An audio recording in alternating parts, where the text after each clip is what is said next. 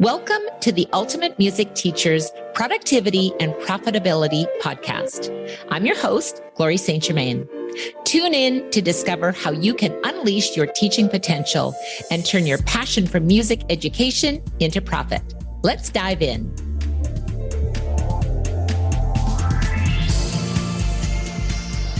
Welcome to the Ultimate Music Teacher's Productivity and Profitability Podcast, where we dive into the harmonies and rhythms of the music teaching world. I'm your host, Glory St. Germain, and today we have a very special episode lined up for you. Our guest today is an extraordinary talent in the realm of music, Christopher Siu. Now, Christopher is not just a pianist, but a multifaceted musician who wears many hats as a songwriter, composer, arranger, and educator. And his work spans various platforms, including film scores, video music, how fun is that? Pop songs, and even children's book themes. He's collaborated with some of the most talented musicians in the world, like Tina Guo and David Wise, and bringing his unique blend of creativity and expertise to every project he touches. Now, Christopher is also a two-time international best-selling author in The Power of Why 21 Musicians Created a Program and Why 29 Musicians Climbed to Superstar. So whether you are a music teacher, a student, or just a lover of all things musical, you're in for a treat. Now, let's tune into this exciting conversation with the superstar himself, Mr. Christopher Siu. Welcome, Christopher. Drum roll. How are you? I'm very well, Glory. Thanks so much for having me. It's a pleasure. And yeah, wow, what an intro. But definitely, no, really, really excited to be here and excited to chat about some music for sure. Absolutely. So, Christopher, you've done so much and seamlessly blended all of your skills, composition, orchestration, and education across various genres and platforms. Could you share how these diverse experiences have really shaped your creative process? Yeah, for sure. I think when I first started out in music in the first place, it was really for the love of songwriting and making music in the first place. And I feel like that's how a lot of us start. But then at a certain point, we start to ask ourselves, is this, really practical? Can I make a living doing music? And then at that point, you start to look into other avenues. And I feel like a lot of musicians end up going into 9-to-5 jobs and taking on work that maybe they're not as passionate about to fuel their hobby for making music, which is totally fine. And actually, I recommend that a lot to people. But I kind of wanted to go a slightly different direction and do work I still enjoyed. So I ended up doing some orchestration work, as we know, like composing stuff. And it's been a ton of fun. But I feel like overall, it's just helped me to become a more well-rounded person and musician in general, because it kind of allows me to look at things from the viewpoints of my students as well and explore different topics that I might not have originally as just, a solo songwriter or composer. So yeah, just having a little bit of knowledge or exploring different areas in your industry can always be a beneficial thing, I think. And I don't regret any of it so far. So it's been fun. Yeah, you're doing fantastic. And, collaboration is such a fun thing to do, too. It just really kind of inspires us. And I know you've been working with renowned artists such as Tina Guo and David Wise, and it must have been really exhilarating and just to say, oh, wow, we always learn when we collaborate. And can you share maybe a memorable moment or anything funny that happened from these collaborations that left you thinking, wow, that was really, really exciting?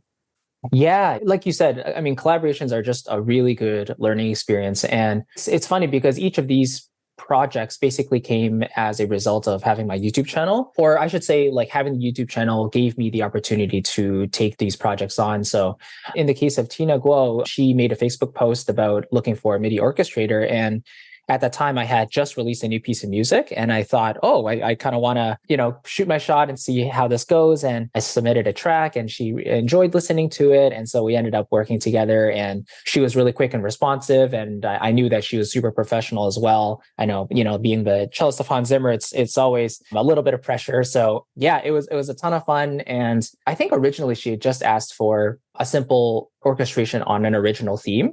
It was like maybe 24 bars or something like that. But then afterwards, she wanted an additional second half to the piece, which was a lot of fun. And basically became a full-fledged piece of music after that, which was a really cool learning experience. So yeah, I think collaborations are really good just to get to know each other's energy, the way we work in general, and just, yeah, overall have a great time. But they're both super professional. Everyone I've worked with has just been really, really great. And you learn a little bit each time. So can highly recommend that for sure.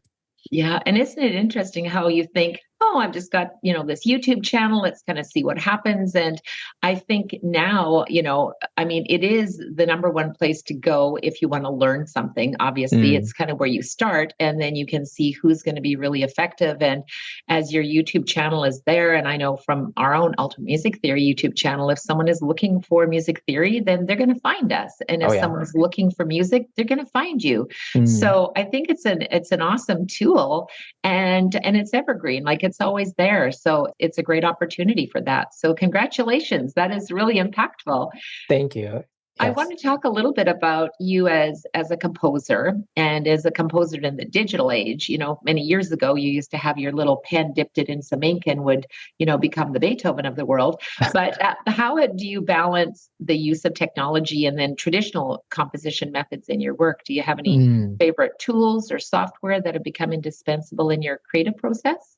Yeah, definitely. I mean, as a classical musician, I think a lot of people still view writing music as simply notation software. Like, even people of the older generation think using the computer to write music is a really, really cool thing. And if you think about it, it really is, because, decades ago, we didn't have the software we do now, like Sibelius and Finale. But especially with orchestration in general, the tools we now have with sample libraries and all the developers coming together to record new instruments and sell those as products, it's just so much at our disposal and so much to choose from. So for me, my DAW of choice, my digital audio workstation, is Logic Pro. And I basically work with a handful of sample libraries from Cinematic Studio Series, Cinesamples, orchestral tools. Like, lots of companies make really good stuff.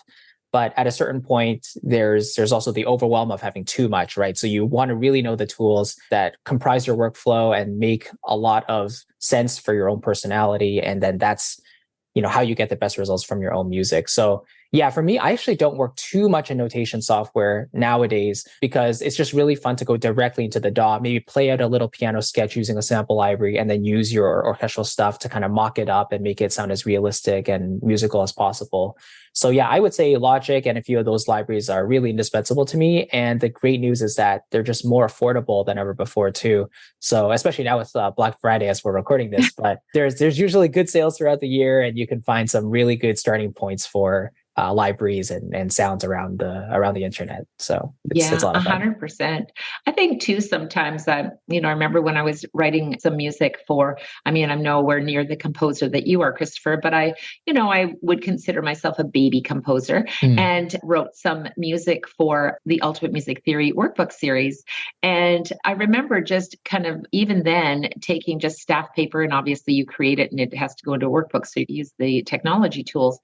But sometimes it is still just, if you have an idea, to grab a piece of staff paper and just to get started. And I think one of the things that I love to encourage teachers is to, connect with someone like yourself to say, I'd love to start composing, but I really feel that I should introduce that to my students. And sometimes even in songwriting, an idea just comes to us. I remember when I was, writing that little piece for one of my theory books, and the name of the piece is called No More Pizza. And the story is that I was writing, 12, 16, 18 hours a day, sometimes 24 hours. I would write all through the night.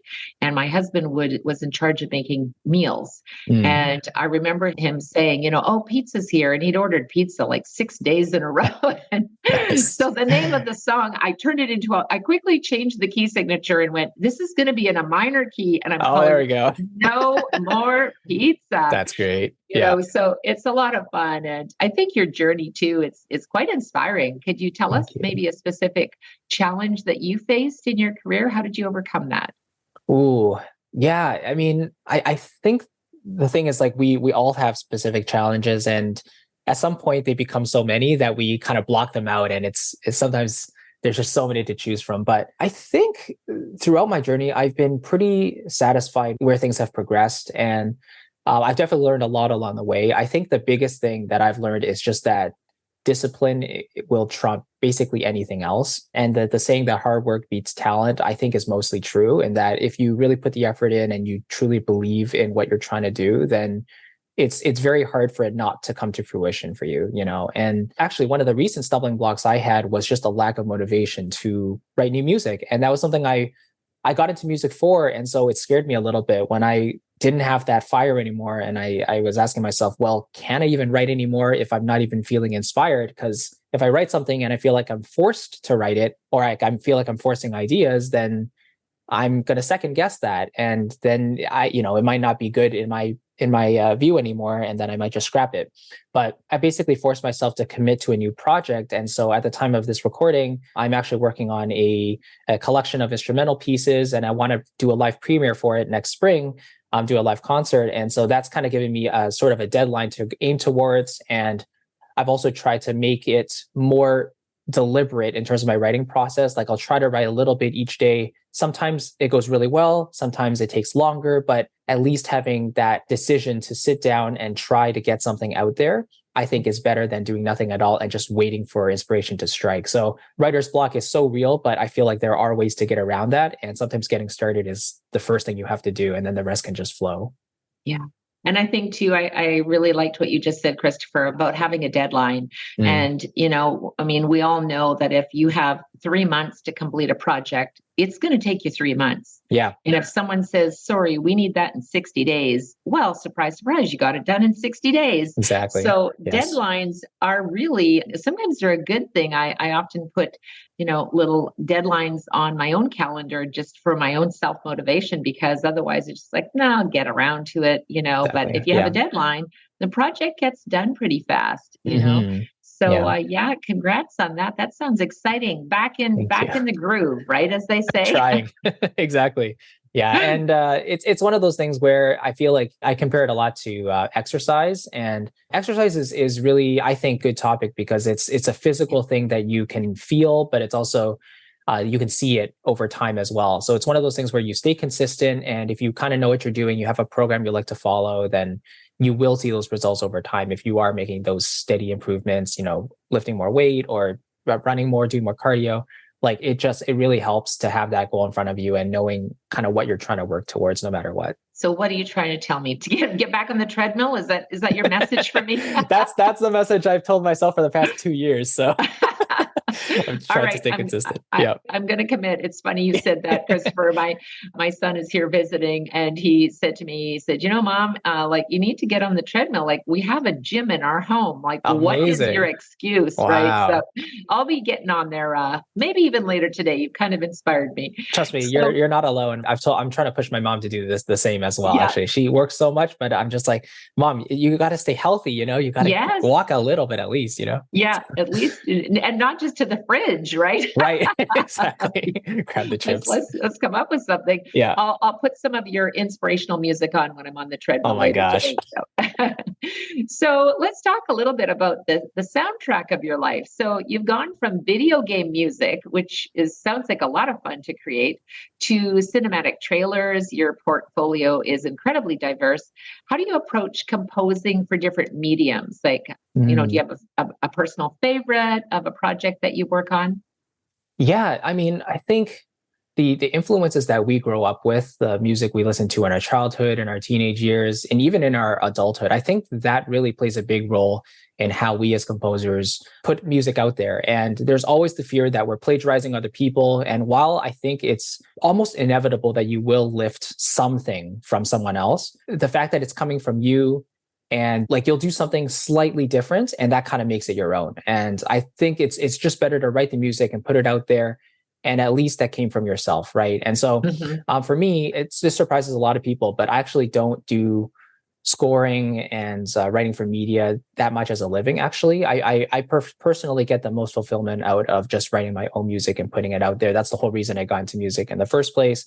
And that's one of the realizations I came to over this past year. It's just like, I write music for myself, for self-expression, to put myself out there. And if it makes other people feel great, then I've done my job. And that's all I could ask for, So yeah, like I grew up listening to Disney music, the classic golden age stuff. I grew up with classical music. I grew up with pop stuff, with easy listening, with Michael Bublé stuff. So I think all of those combinations make their way into your styles and the genres that you like to write. Yeah, I try not to limit myself in terms of how I write certain projects. I kind of write what comes to mind. Usually it's a melodic fragment, and then I'll expand upon that with some harmony and some instrumentation after that. And I personally like to try to approach it with a blank slate every time and try not to box myself in with certain styles or genres that I want to write, because I think that can potentially limit your growth if you try to put too many barriers around what you're trying to do. So yeah, I try to let it be as free as possible. I try to incorporate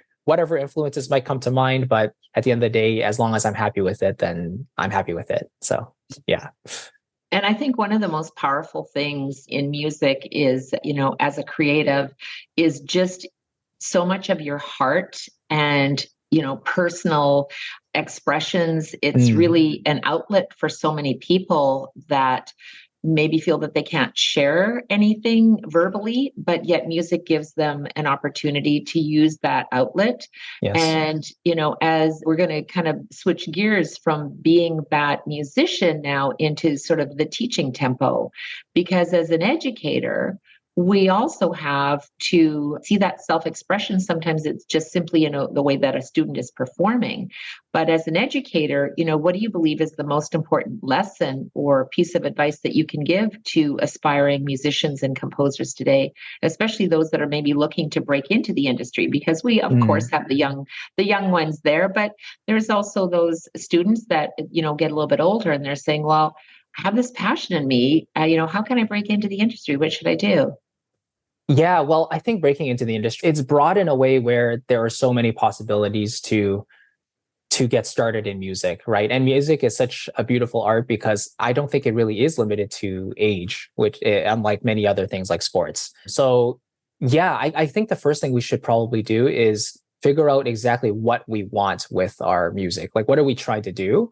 Because once we solidify that, then it's easier to find the necessary steps and can maybe backtrack to what we actually need to do. So for me, like I've pretty much known throughout my entire life so far that I wanted to write music for the sake of writing music and not necessarily to make money from it, because I think that kind of turns the hobby into a full-time job. And then that can turn it into something that you feel like you have to do and sort of like a chore. And that's the last thing you would want to feel in terms of your passion. So yeah, I think we just have to really realize what we need from our personal fulfillment side of things, what we're really trying to aim for, and then try to find the necessary steps to get there. So if you're trying to make a living from it, then maybe be really specific about the area that you're trying to get into. So if you're trying to do film scoring, then take a look at some other avenues that showcase films, right? Take a look at people who are already scoring, see what they're doing.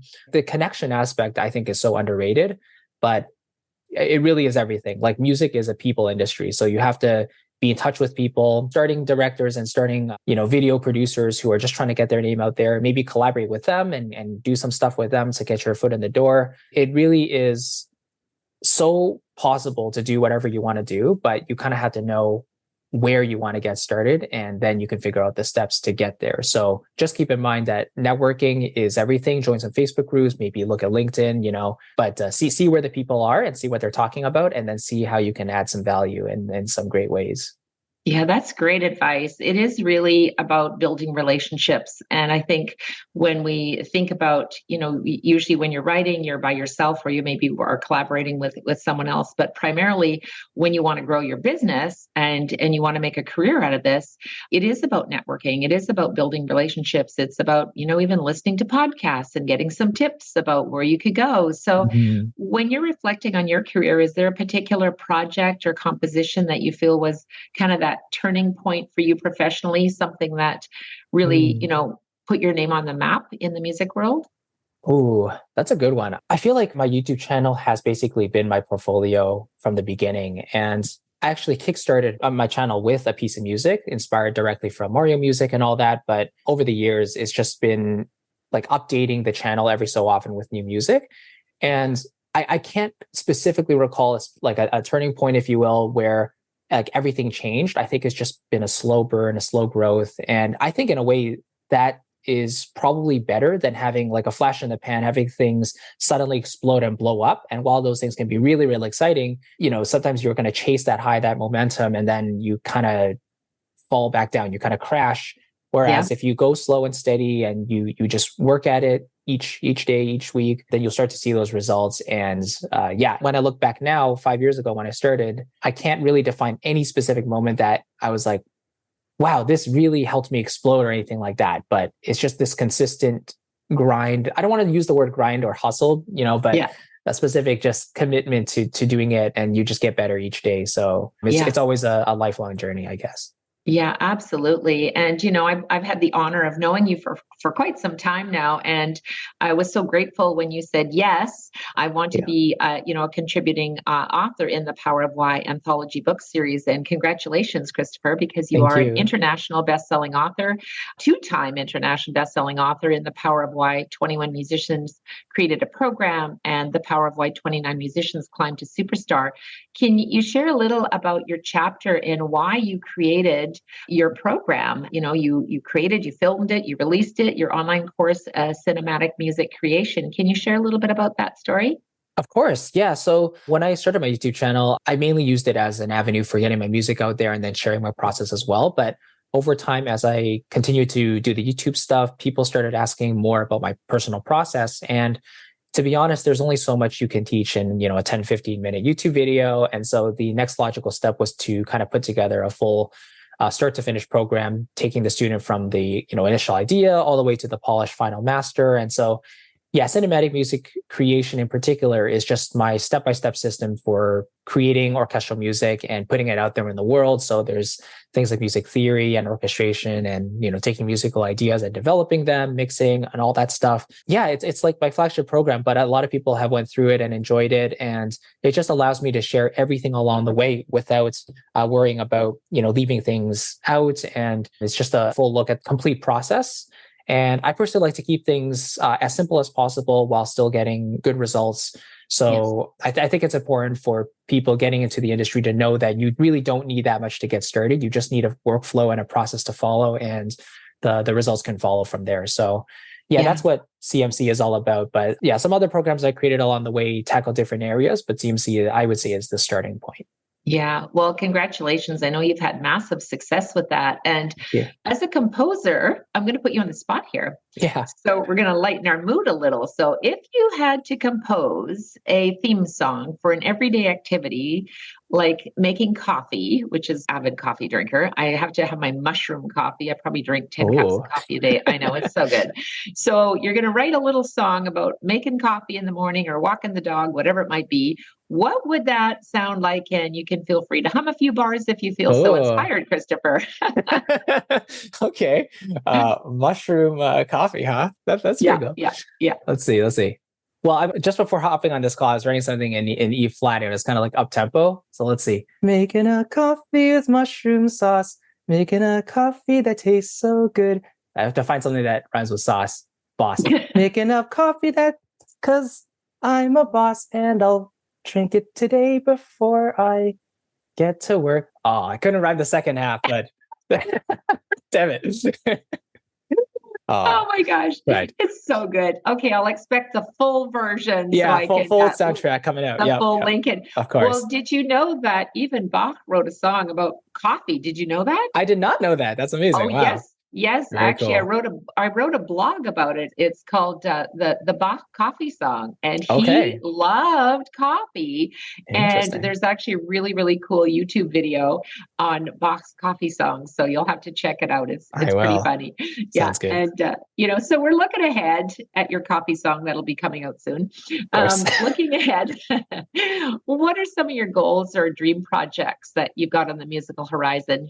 Yeah. So at the time of this recording, I basically committed to 3 major personal projects next year, which is a little scary for me because the only major project I've done previously for myself was my debut album, which I put out in 2021. Last year, I didn't really write too much at all. And I was just focusing on the channel, but I kind of wanted to do something more. And so like we talked about previously, just having a deadline is so important. And so the first thing I want to do is write a set of instrumental pieces, concert pieces for like piano and solo instruments, which is what I'm currently working on.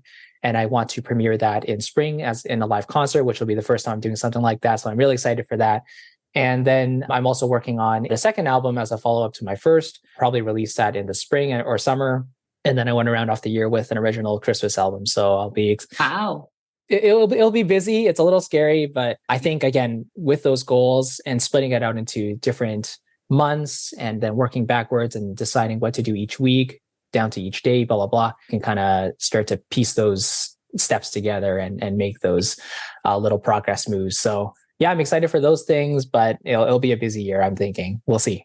Yeah, absolutely. I have a little bit of advice for you when you're writing your Christmas album. So Yes. story time with Miss Glory.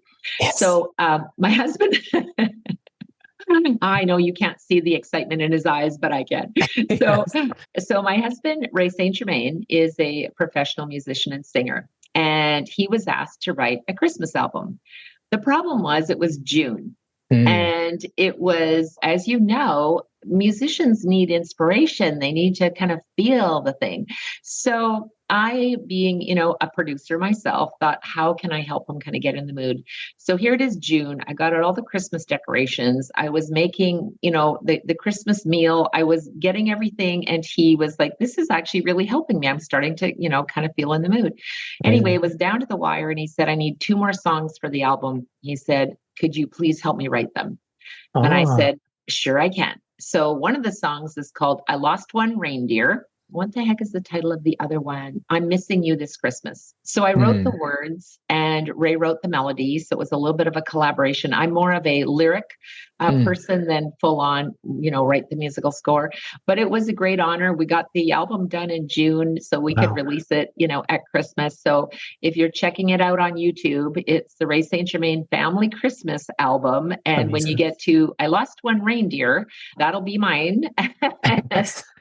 And I'm not going to tell you who that reindeer is because you'll have to listen to the words, but it is pretty funny. Yeah, it's Can't pretty wait to funny. listen to it. So I'm gonna send you some really good vibes because I know your Christmas Thank album you. will be awesome. And the great thing about it is that people want to buy it every Christmas. They want to go listen to it again. It creates memories. I love Christmas music. I'm born on Christmas Day, so it's very special. Yeah, very special for me. I love Christmas. So when we're kind of wrapping our call up today, finally for our listeners who are budding musicians and educators, what words of wisdom or encouragement would you like to leave them with today, especially those about dreaming on, following in a path similar to yours, Christopher? Yeah, absolutely. I think one of the biggest things is kind of deciding whether you want to pursue this professionally or if you want to just do it as a hobby. And I'm in the fortunate position where I can kind of do a bit of both in that I get to make music for myself as a hobby, and my business is related to music. So my profession is, teaching music and composing and orchestration. And that allows me to focus on the music making process. And so if you can find that marriage, the happy medium, that's always a great thing. But if you feel that, you're satisfied with a job that's completely outside of music and you want to just focus on the music part as a hobby, then that's equally doable and well worth it as well. But just keep in mind that if you want to get into it for the money, if you want to do it professionally, then you will risk burning out. And there are times where you're going to feel like you don't want to do it as well. And that's totally normal. But just know that there are ways to make a living doing what you enjoy. But you kind of just need to figure out what that step is and really get clear on why you're doing it in the first place. Are you doing it for the money or are you doing it for yourself? And that will kind of, I guess, put you in the right direction. Yeah, 100%. And I think when we come from a place of service and sharing our music with the world, that's really when the universe kind of opens up the gateway to say, here you go. And all these opportunities, just as you were sharing in your story, Christopher, when you started working on collaborations because people found you on YouTube. So thank you so much for being here today, Christopher. I really appreciate it. And it brings us to the end of another melodious episode of Ultimate Music Teachers Productivity and Profitability Podcast. A huge thank you to our guest, Christopher Siu, for sharing his incredible journey, insights, and a little bit of laughter there as he was composing the coffee song. Let's not air that part, okay? No editing. No editing. Okay, all right. It was really a pleasure having you on the show today. How can our listeners connect with you and learn more about your courses and your music? Yeah, thanks for having me, Gloria. I think the best way, I mean, I have my YouTube channel. It's just my name, Christopher Siu. But if any listeners are curious about the composing process and they want to get, a step-by-step workflow of how to actually go from the idea to the final piece, I have a workshop on my website, christophersiu.com, that you can watch, and it's completely free. You can grab it anytime, and it just walks you through step-by-step how the composing process actually works. So yeah, hopefully that's useful, and that way we can stay connected as well, and it'll be a lot of fun along the way. Yeah, absolutely. Thank you so much. And we'll put the links to your YouTube channel and to your website and to your Power of Why musicians books, and so that they can check it all out. And to our listeners, thank you for tuning in. We hope today's episode has struck a chord with you and left you inspired to create and teach and explore the beautiful world of music. And remember, each one of you plays a key note in the symphony of music education, and together we are enriching lives through music. So don't forget to subscribe to our podcast for more inspiring conversations and insights. If you loved today's episode, please leave us a review and share it with your fellow music enthusiasts. Until next time, keep the music playing and let your musical minds make a difference in the world. Thanks for listening and have a harmonious day. Bye for now. Thanks for listening to the Ultimate Music Teacher's Productivity and Profitability Podcast. Together, we can transform lives through the power of music education. I invite you to explore what's possible for your musical journey inside our UMT community. Simply join our Ultimate Music Teachers private Facebook group, where we network, answer questions, host live events, and connect on a deeper level. Here's to your ultimate music teaching success with productivity and profitability. Till next time, teach with passion.